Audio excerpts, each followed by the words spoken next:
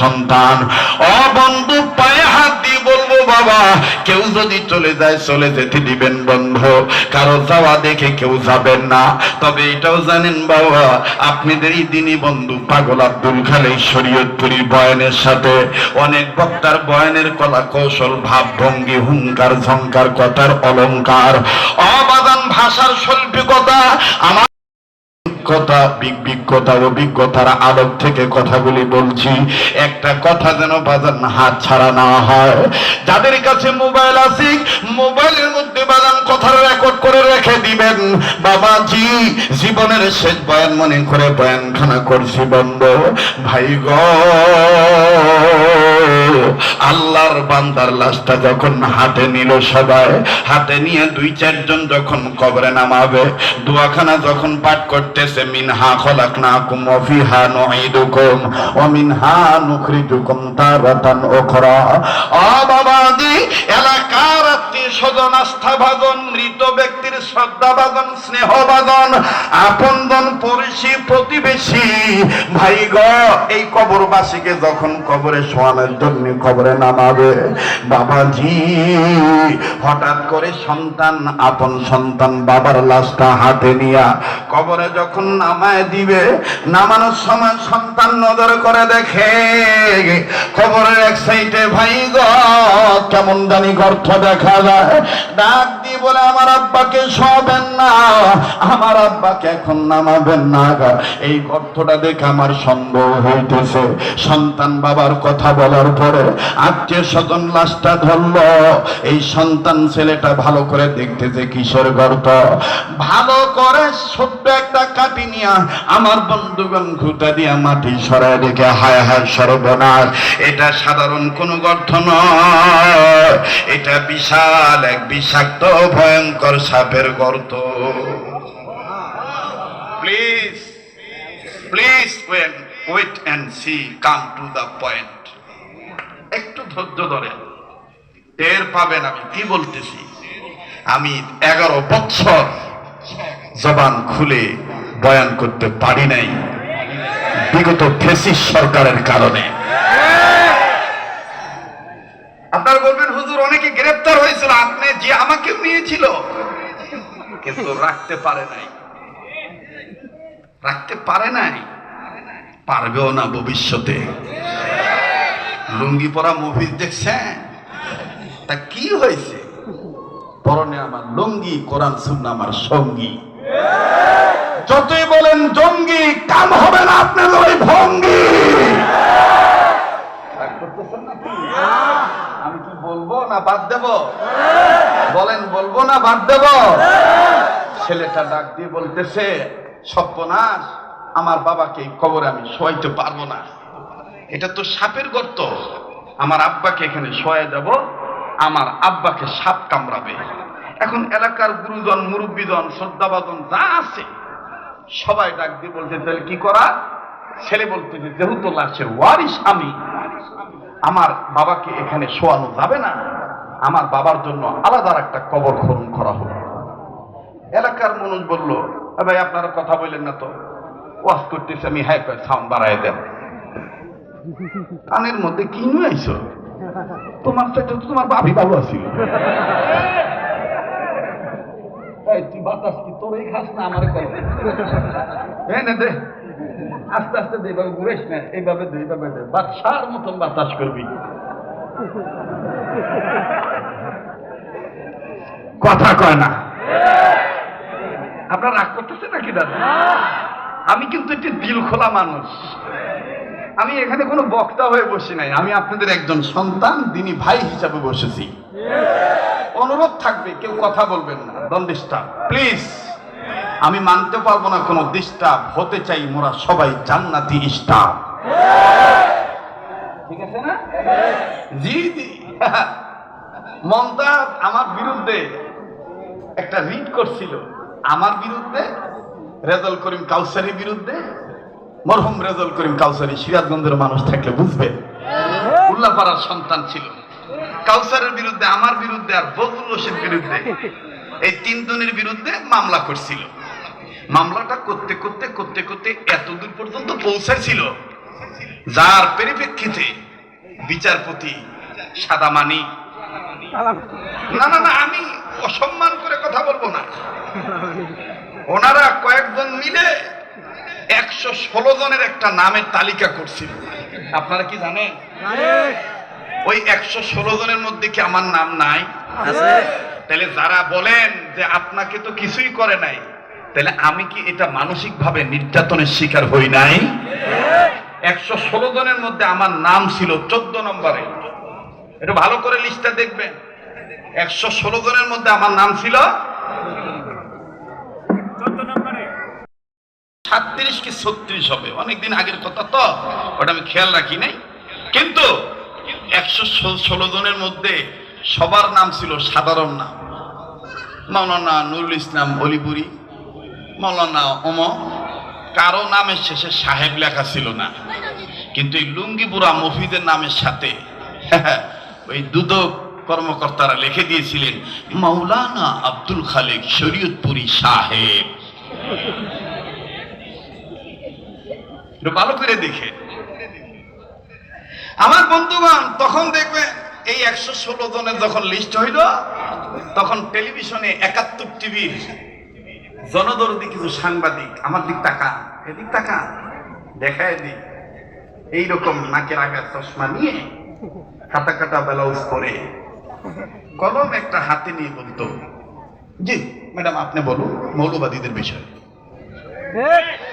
তখন ওই সাইড থেকে মৌলবাদী আখ্যায়িত করে ওলামাদের বিদ্বেষ হয়ে কথাগুলি বলতো। আর এই খবরটা আবার রাত 8টা, 9টা, 10টা, 11টা সারাদিনের খবরে সাংবাদিকদের ভাষায় তখন বলতো, দেশটা মনে হয় জঙ্গিবাদদের মৌলবাদীদের কারণে রসাতলে চলে যাচ্ছে। সংবাদটি প্রচার করা হচ্ছে স্বাধীনতার মুক্তিকামী জনগণের পক্ষের টেলিভিশন থেকে।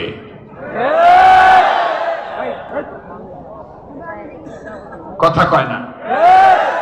এখন আমি বলি, তোমাদের এই জঙ্গি জঙ্গি ভাব আর বাংলাদেশে চলবে না। ওটা তোমাদের আপামনি, তোমাদের দিদিমণি ইন্ডিয়াতে নিয়ে চলে গেছে। এখন বাংলাদেশের মুসলমানরা মাথা উঁচু করে দাঁড়াইতে শিখেছে। সংবাদটি প্রচার করা হচ্ছে শরীয়তপুরি টিভি থেকে। কথা কয় না? রাগ করতেছেন নাকি? আপনি রাজনীতি কোনটা করেন এটা আপনার ব্যক্তিগত ব্যাপার। That is the personalist. I have no objection. আমার কোনো অভিযোগ নাই। কেডা জঙ্গল, কেডা মঙ্গল, কেডা নাঙ্গল, কেডা ধানের শীষ, কেডা নৌকা, কেডা কি, এটা যার যার ব্যক্তিগত ব্যাপার। কিন্তু মনে রাখবেন, কোরআন সুন্নাহর গায়ে যদি আঘাত দিতে চান, পূর্বের যে অবস্থা হয়েছিল তার চাইতে ভয়াবহ খারাপ অবস্থা হবে ইসলাম। মোহতারাম হাজিরিন, অনেকে এখন চলে যাবে, যাবে আর কবে যায়, না না ওর বাপই ভালো ছিল, ঠিক না? আপনারা যদি থাকেন তাহলে আমি বয়ান চালাবো, নাইলে চালাবো না। বলবো জোরে কোন বলবো? ছেলেটা খুব জিদ ধরলো, আমার বাপে কি কবরে মাটি দিতে দেব না, এই কবরে মাটি দিতে দেব না। আর লাগবে না বাবা, বসো, আবার লাগবে আমি বলবো। মাশাআল্লাহ, খুব সুন্দর পরিবেশ। আমার ভাই আমার দিক তাকান, একটা ডাক দেন তো, বলেন তো আল্লাহু আকবার। আবার বলেন আল্লাহু আকবার। ও মুসলমান, আল্লাহর বান্দা সন্তান হইয়া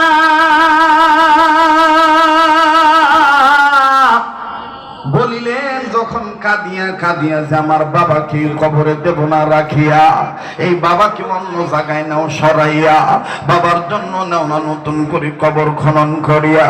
ভাই গো, দ্বিতীয় নাম্বার কবর যখন খনন করা হলো, আমার ভাইরা চোখে দেখা কবর আযাবের কিতাব থেকে বলছি, নিঃসন্দেহ হাদিসের ঘটনা। বাবাজি, আমার ভাইরা রে, গভীর মনোযোগী হয়ে শুনবেন, কোন দিকে কোনো নজর নাই। আল্লাহর বান্দার কথার অনুপাতে যখন দ্বিতীয় কবর খনন করা হলো, দ্বিতীয় কবর কমপ্লিট হয়ে গেল। এইবার মৃত ব্যক্তি যখন কবরে নামাবে, এই সন্তান যখন আমার বন্ধুগণ বাবাকে নামানোর সময় মিনহা খলাকনাকুম ওয়া ফিহা নুঈদুকুম ওয়া মিনহা নুখরিজুকুম তারাতান উখরা বলে, আবার যখন দিক বিদিক ছোটাছুটি করে নাই, একবারে নজর করে কবরের চতুর্পাশে যখন আমার বন্ধুগণ চেক করতেছে এই কবরে কোনো সমস্যা আছে কিনা। এইবার বাবার লাশ নামানোর সময় নজর করে দেখতেছি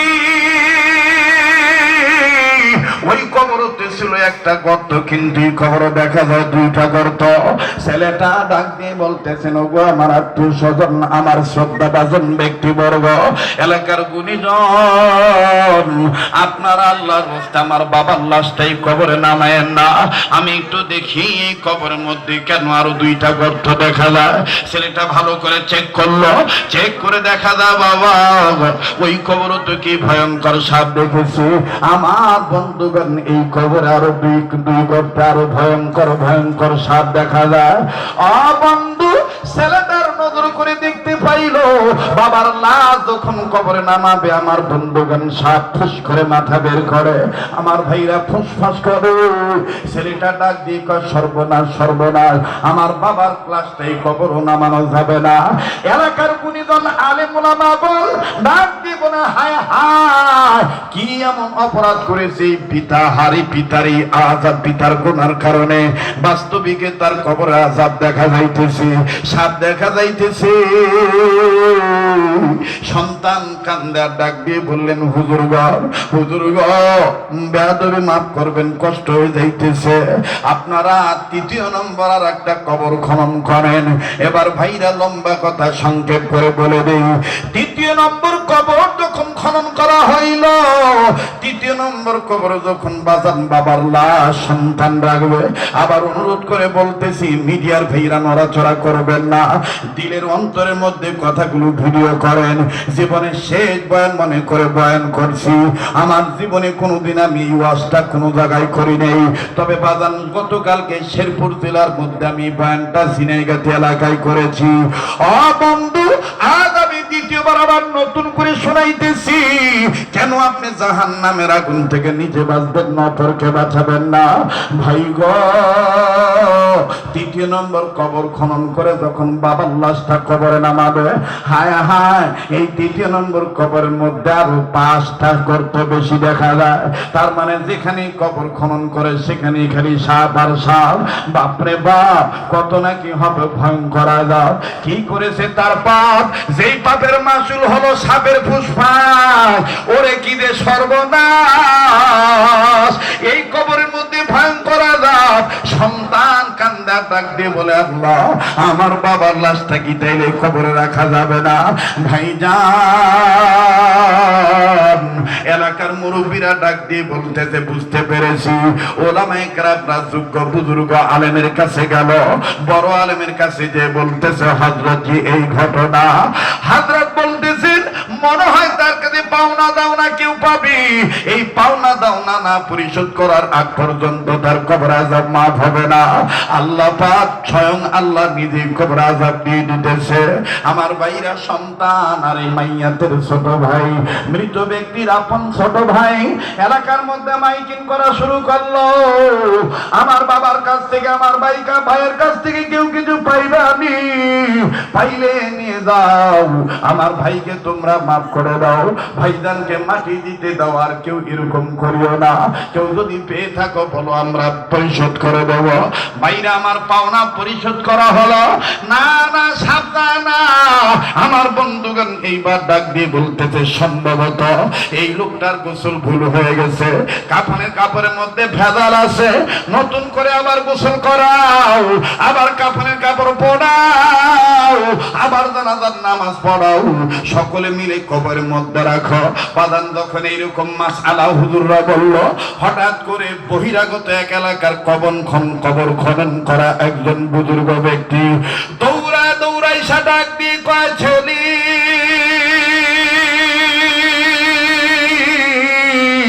তোমার মতন সন্তান সন্তান থাকতে তোমার বাবার কবরে সাপ কেন যায় না আমার মাথায় ধরে না? কষ্ট হচ্ছে?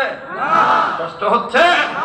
জি জি, আপনারা দেখেছেন একটা ছাত্রকে আমি নিচ থেকে উপরে উঠাইছি। কেন উঠাইছি একটু পরে টের পাবেন। আপনারা দেখেছেন আমি ছেলেটা দাঁড়িয়ে কোরআন তেলাওয়াত করতেছিল, আমি নিজে চেয়ার ছেড়ে দিয়ে তাকে এখানে বসাইছি। কেন বসাইছি একটু পরে টের পাবেন। আমি কি বলবো? বলেন বলবো? একটু লম্বা হয়ে যাচ্ছে যে দাদা, কোনো সমস্যা নাই তো? বুড়া হয়ে গেছি? গলা অচল হয়ে গেছে? না, রাখার মালিক কে? ভালো রাখার মালিক কে? বলেন চলবে কি চলবে না? আবার বলেন আল্লাহু আকবার। এইবার মুরব্বী ডাক দিয়ে বলতেছে, তোমার মতন ছেলে থাকতে তোমার বাবার কবরের সাপ যায় না, এটা আমার মাথায় ধরে না, তুমি কেমন পোলা? ছেলে ডাক দিয়ে কয়, দুনিয়া তুই আমারই ধরছে, আমি এনে কি করলাম? ছেলে তো এমনি মর্মাহত। আরো ব্যতীত বলে না, আমি কি করবো? কয় তুমি হুজুরদের বলো, আমি তোমার নিয়ে প্রথম কবরের কাছে যাব,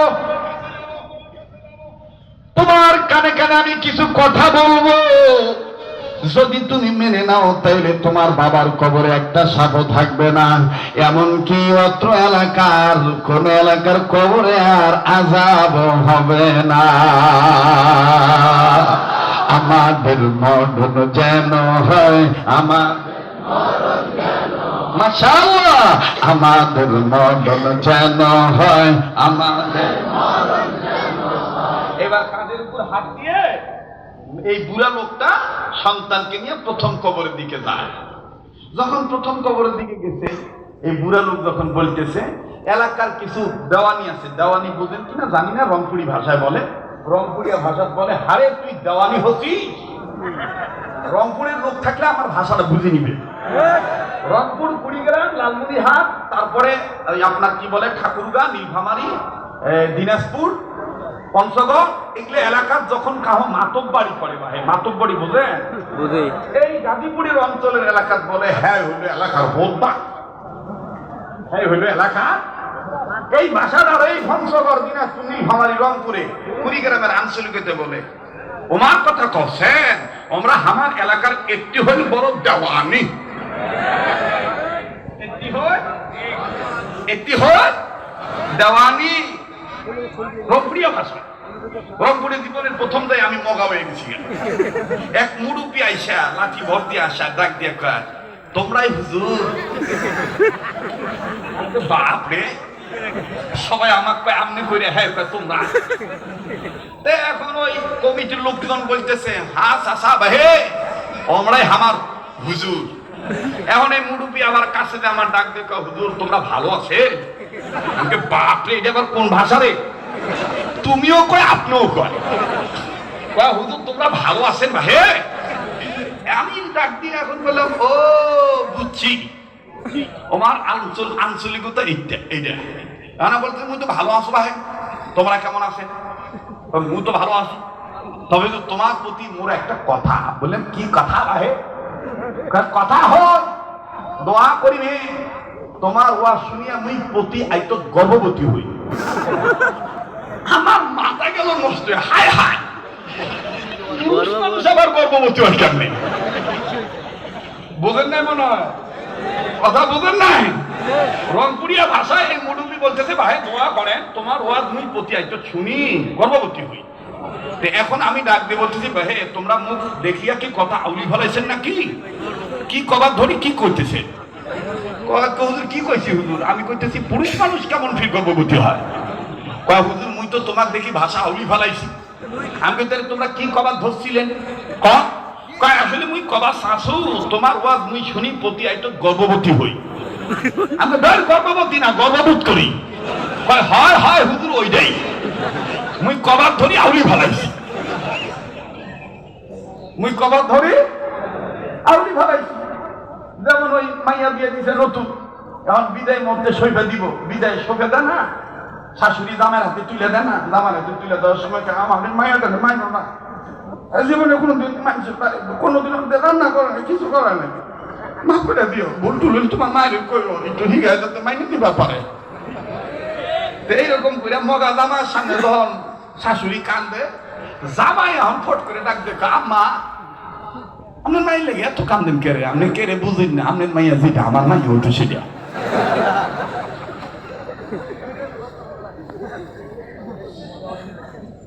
আসলে বুঝে নাই, আসলে বুঝে নাই, আবেগে আউলিয়া ফেলাইছে, কথা বল ঠিক কিনা? তো ওই এলাকার দেওয়ানি, যেটা বলতেছিলাম, এলাকা দেওয়ানি মানে মাতব্বর। এখন মাতব্বররা যখন এই যে মূর্খ লোক কবর খনন করনেওয়ালা গলা দুইটা যখন হাঁটা দিছে, এখন এলাকার পুত্তরা ডাক দেখা, হুজুর গো কথা বাদ দিয়া এই বুড়ার কথা কিনতে কখন বাজার। এলাকার মধ্যে এরকম কিছু খাটাই সাপ বিদা দরবেশ আছে না? হ্যাঁ, আজকে ওয়াজ, আজকে ওয়াজ দেখি এখন শুরুই করি নাই, কেমন আরম্ভ করতেছি। রাগ করতেছেন নাকি?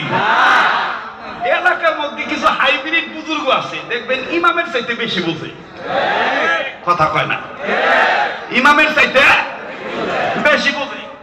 মসজিদে কাউরে সুইচে হাত দিবা দেয় না, বাড়িতে ফ্যান নাই, সুইচা দাও, হুজুর রাহি নাই, কোন ফ্যান সারা না এটা হুজুরে খবর পাবো না। অথচ এই সুরের আমি দেখছি, এই সুর সারাদিন চার দোয়ানে বইয়া থাকে, মাথায় বিষ করে না। আর যখনই মসজিদে ঢোকে তো মাথা দেখলা, মদিন যা আমার শিয়ার কই। আর কিছু মুয়াজ্জিনও আছে দেখো বাবা, দালাল, কিছু হুজুরও আছে, ইমামও আছে, দালাল। গরিব মানুষের ভিতরে ঢুকবার দেয় না, আপনি ভ্যান চালান, গাইমে আইসেন, ওই যে বাইরে দেয় নামাজ পড়েন গা। আর সমাজের সুদখোর ঘুষখোর কয়েকটা বাড়ি বানাইছে, মানে বিশাল 5 তলা 7 তলা করে বাড়ি বানাইছে। এখন ইমাম সাহেব আর হুজুর মুয়াজ্জিন, ইল্লা মাশাআল্লাহ, সব হুজুরদের কথা কইতেছি না, কিছু কিছু ইমাম মুয়াজ্জিন দেখবেন ওই দালালি করবার যাইয়া, ওই জমিদারের চাটুকারি দালালি করবার যাইয়া ওর লাগি আগে ভাগে জায়নামাজ রেডি রাখে, সিয়ারও রেডি রাখে, কথা কন ঠিক কিনা? আমি জানি আমার আর জীবনে দাওয়াত দিবেন না, না দিলে তোমার বাড়ি উত্তরবঙ্গে নাই কোনঠে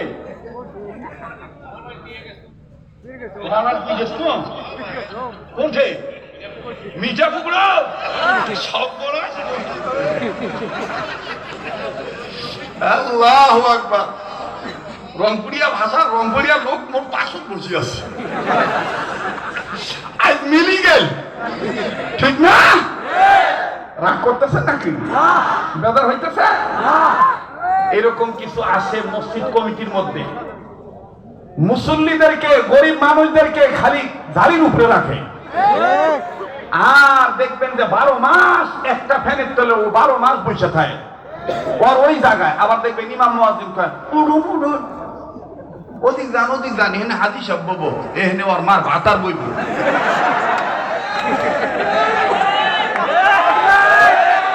মসজিদের কোন জায়গা, যে মসজিদ অক্ষ হয়ে গেছে, অপ্রকৃত সম্পত্তি কোন হাজির জন্য একত্রিত ভাবে বলা জায়েজ নাই।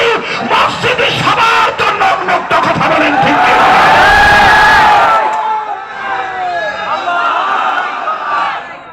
কি কথা ঠিক আছে না? রাগ করতেছে, বেজার হইতেছে, বেজার হইলে কিচ্ছু করার নাই। দিতেছে কেডা? বলাইতেছে কে? আল্লাহ।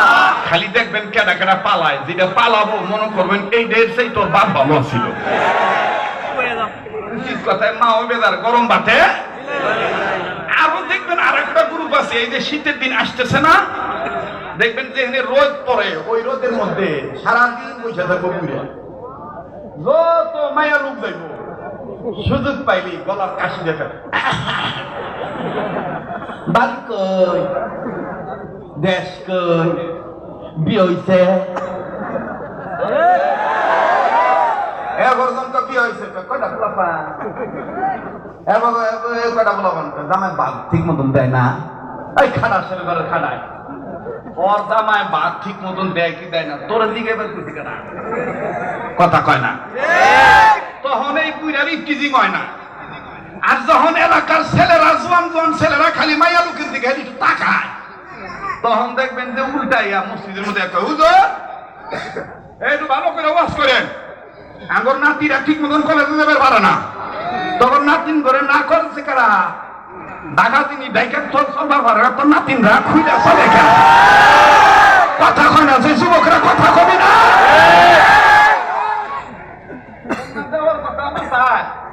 ওনা মাথা না দিয়া ওনা দিয়ে দিয়ে দে গলায় কথা কয় না। আমি পরিষ্কার কণ্ঠে বলতে চাই, এই সমাজে ইফটিজিং এর অবশ্যই বিচার হওয়া দরকার, যারা ইফতিজার তাদের বিচার করা দরকার। কিন্তু নারী নির্যাতনের দোহাই যে বিচারগুলা করেন আপনারা, নারী নির্যাতনের পাশাপাশি যে এলাকায়, যে রাস্তায়, যে ঘরে, যে সমাজে, যে পরিবারে পুরুষ নির্যাতিত হইতেছে তাদের পক্ষে একটু বিচার করিয়ে। নারী নির্যাতনের বিচার করি না, পুরুষ নির্যাতনের বিচার করি। রাগ করতেছে যুবকরা, চলবো না কথা কয় না, চলবো না। আল্লাহ আমাদেরকে সহিবুল দান করেন। আবার কোনা আমিন, আর একবার কোনা আমিন। তো এলাকার মুরব্বীরা ডাকছে, হুজুর কথা বাদ দিয়া বুড়ার কথা হনুষ্কার হুজুর রাখছে মাটি দিবা, তোদের মাটি দা তোর বাবারা। আমার ভাইরা বুড়া ডাক দিয়ে কয়, তোমার ইচ্ছা, তোমার ইচ্ছা, তুমি যদি তাদের কথায় তোমার বাপের মাটি দাও দাও, আমার কিচ্ছু করার নাই। এবার মুরব্বীর কথার প্রত্যুত্তরে ডাক দিয়ে বলতেছে, এই যে হুজুররা, এই যে মুরব্বীরা, বাবা আমার বাপকে আমি কার কথায় কোথায় ভালোভাবে মাটি দেবো দায়িত্ব আমার। কথা কন, এখানে কোনো মাতব্বরি পোদ্দারি বাহাদুরি চলবো না। আমি এই বাপের কেমনে সাপের মুখে দিয়ে দিই, যেই বাপ আমার মশা কামড়াইলে দৌড়ে যে দোকান থেকে কয়েল কিনে এনে দিছে, যেই বাপ আমার মায়ের বোকা দিছে, ঝাড়ি দিছে, যে আমার পোলা ঘুমাইতেছে, মাইয়া ঘুমাইতেছে, মশাই টানে দিবা পারোস না। আর এই বাপ, যেই বাপ আমার কষ্ট সহ্য করতে পারে নাই, পিঁপড়ায় কামড়াইবো, মাটিতে তুলে পিঁপড়ায় কামড়াইবো, এই জন্য মাটিতে রাখে নাই, মাথার থয় নাই, উঠে খাইবো, কোলে নিয়ে বেড়াইছে, চুমা দিছে, এই বাপের কবরে রাখবো, আর কবরে সাপ কামড়াইবো, আমি পোলা জীবনে বাইচা থাকতে আমার বাপের সাপের মুখে দিবার পারি না। সুবহানাল্লাহ বলেন। মুসলমান ভাইরা আমার, বন্ধুগান, অনেক কথা বলে দিয়েছি। ও বাবাজি, আহলিকুম নার ওয়া আহলিকুম নার, নিজে জাহান্নামের আগুন থেকে বাঁচবো, তোরকে বাঁচাবো। অনুরোধ করবো বাতানি দিক সেদিক নজর দিবেন না। বাইরে কোন বাবার জন্য তুমি একটু মোনাজাত করে যাইতে পারবা না? বাবাজি, বক্তা দেখা তোমার মাকসাদ নয়, বক্তার ওয়াজ শোনা তোমার মাকসাদ নয়, আমলের কথা তোমার মাকসাদ। আরে ভাইয়া, মাওলানা জমিরুদ্দিন রহমতুল্লাহ নামে একজন আলেম ছিলেন, হাফেজের মাদ্রাসার একজন প্রবীণ মুরব্বী ছিলেন। এই প্রবীণ মুরব্বী তার কিতাবের মধ্যে লিখে দিয়েছেন, সন্তানেরা শোনো, মুসলমানের ছেলে মেয়েরা শোনো, তোমরা যদি আলেম না হও, তোমাদের যদি ইলম না থাকে, তোমরা কিছু জানো না, কিছুই জানো না। যদি তোমরা শুদ্ধভাবে একবার লা ইলাহা ইল্লাল্লাহু মুহাম্মাদুর রাসূলুল্লাহ এই কালেমা শরীফ খানা পাঠ করতে পারো, বাবার পাশে দাঁড়াইয়া, মৃত বাপ মার কবরের পাশে দাঁড়াইয়া, অথবা পৃথিবীর যে প্রান্তে থেকে ছেলে মেয়ে হইয়া মরা মা বাবার জন্য যদি কালেমা শরীফ পাঠ করে একবার, আমার আল্লাহ ছেলে মেয়ের কালেমা শরীফ পাঠের দরুন বাবা মার কবর আযাব মাফ করে দিবে। আরো জোরে জোরে বলেন না সুবহানাল্লাহ। ভাইয়া, কোন বাবার জন্য তুমি দোয়া করবা না? কোন বাবার জন্য জন্য তুমি একটু খতম করবা না? কোন বাবার জন্য তুমি দান সজ্জা করবা না? কেন তুমি নিজে বাঁচবা, বাবাকে কেন জাহান্নামের আগুন থেকে বাঁচাইবা না? দেখেন তো ভাইজান, দিলখানা নরম হয় কিনা, এক ফোঁটা চোখের পানি ফেলাইতে পারেন কিনা? তবে এটাও সত্য বাবা, আজ যদি আমি আপনি মা বাবার জন্য কান্নাকাটি করে দোয়া করে দেই, আগামীতে আমার আপনার বেটা বেটি সন্তান তারাও দোয়া করবে। আমার ভাইরা, আমার বন্ধুগণ, আমার বাবাজিরা রে,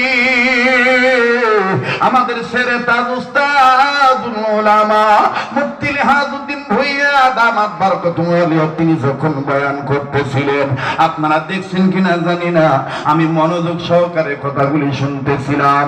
উনি বলতেছিলেন যারা ভাত টুকায় খাবে, যারা খাদ্য পরে দেওয়ার পর খাদ্য তুলে খাবে, এই ছেলের বাবা যদি পুলিশ হয়, ছেলে কোনদিন তার বাবাকে হত্যা করবে না। বাবাজি, আমার একটা সন্তান আছে মাত্র 10 বছর বয়স, দোয়া করবেন বন্ধু। বাবাজি, এখনো ঘরের মধ্যে যদি খাদ্য পড়ে যায়, আমার এই ছেলেটা, আমার বন্ধুগণ, খাদ্যটা দস্তরখানা থেকে উঠাইয়া আমার বন্ধুগণ সুন্দর করে ডাইন হাতে তালুতে নিয়া আস্তে করে মুখের মধ্যে দিয়ে খেয়ে ফেলে। অথচ আমার ভাইরা, দেখা যায় আমার বোনের মেয়ে, আমার বোনের ছেলে তার সাথে বসে, তারা বলে শিশু এইভাবে তুমি পরন্ত ভাত উঠাইয়া খাও।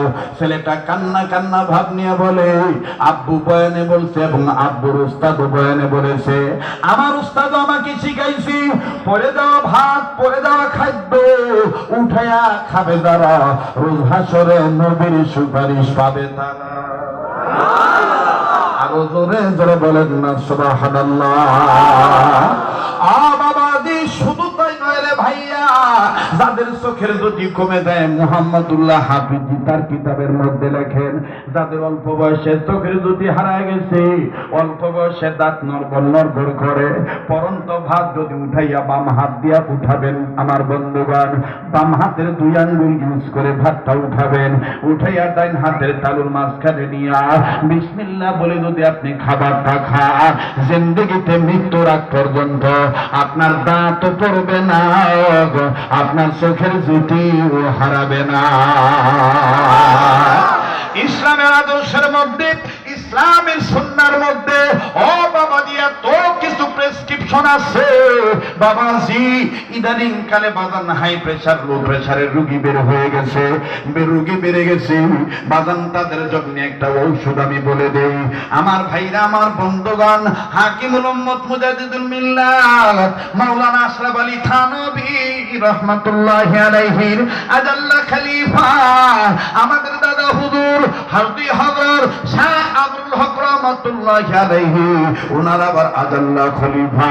আমার ভাইরা, আমাদের অনেকের যিনি উস্তাদুল উলামা ফকিহুল মিল্লাত মুফতি আব্দুর রহমান রাহমাতুল্লাহি আলাইহি বসুন্ধরার হযরত, তিনি তার কিতাবের মধ্যে লিখেছেন, বিশ্বাস না হইলে বর্তমান বসুন্ধরার মাদ্রাসায় বাজান একজন হুজুর আছে, যাকে বলা হয় বাঁশখালীর হুজুর মুফতি সোহাইল আহমদ দামাত বরকতুল আলিয়া। ওনার কাছে জিজ্ঞেস করে দেখবেন, ও বাবাজি, ফকিহুল মিল্লাত মুফতি আব্দুর রহমান রাহমাতুল্লাহি আলাইহি কিতাবের মধ্যে লিখছেন, মুসলিম নর নারী যাদের হাই প্রেসার, লো প্রেসার আছে, প্রেসার কন্ট্রোলে থাকে না, ওযু শেষ হওয়ার পরেই তো আল্লাহ পাকের নবী প্রেসারের ঔষধ দিয়ে দিছে। বলবেন হুজুর সেই প্রেসারের ওষুধ কি কষ্ট হইতেছে নাকি?